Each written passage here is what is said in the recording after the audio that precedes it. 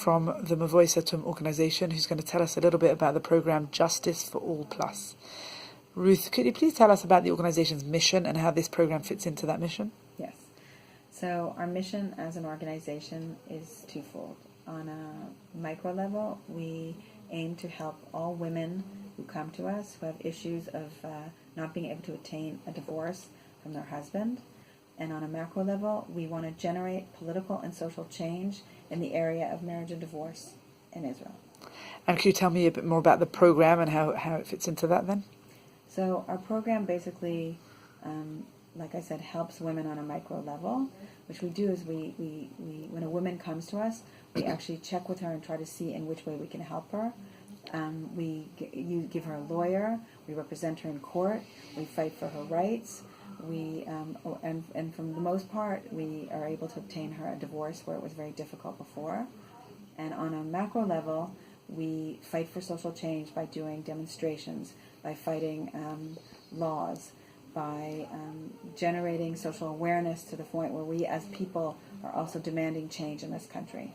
And can you explain why it's significant, why the women need the help from us in order to get their divorce? Yes, in halachic law, a man has to give his wife a get. It's not something that she can do unilaterally. It has to be done only with his acceptance and that he wants to give it to her.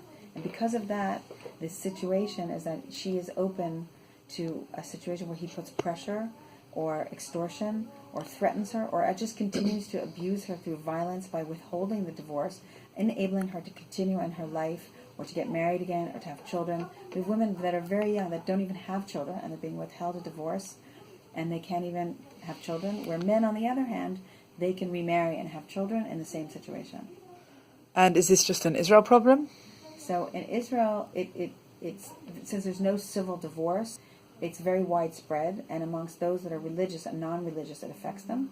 Where all around the world, it actually affects women and men all over the world who are halachic, who have gotten married in a halachic way, and also they can't get a divorce. And approximately how many women do you feel it affects in Israel? The divorce rate today is very high, maybe even up to 40%. And I would say about 1 in every 5 cases, there's a prolonged divorce process in which there's a lot of pressure of the woman to give up on her rights. Could you tell us a little bit about some of the challenges facing your organization? Well, there are a few challenges.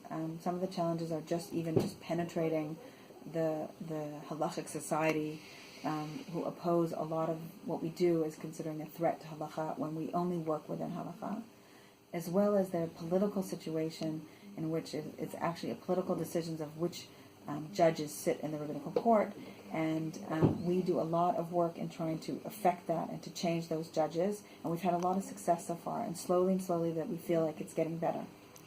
Wonderful. Can you please tell us a success story from your organization? So we had a success story that we just recently were involved with.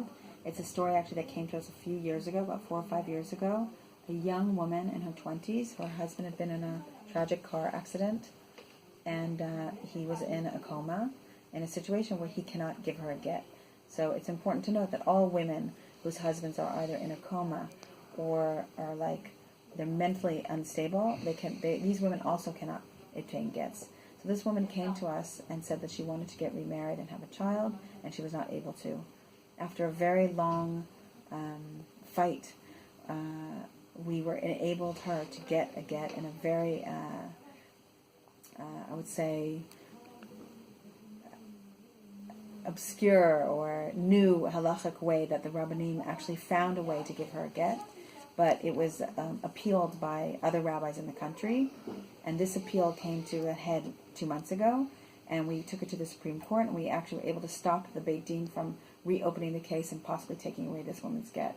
And it's important for me to say that this case has probably far-reaching effects, as it could have affected women all over not just the country, but all over the world, of halachic precedent of actually taking away a woman's get after 2 years of having it. And we feel it was a really big success that we were able to stop the Beit Din from doing this. Thank you. And do you have anything else you'd like to share with the Jewish community of Phoenix? I just would like to say that as we are an organization, a nonprofit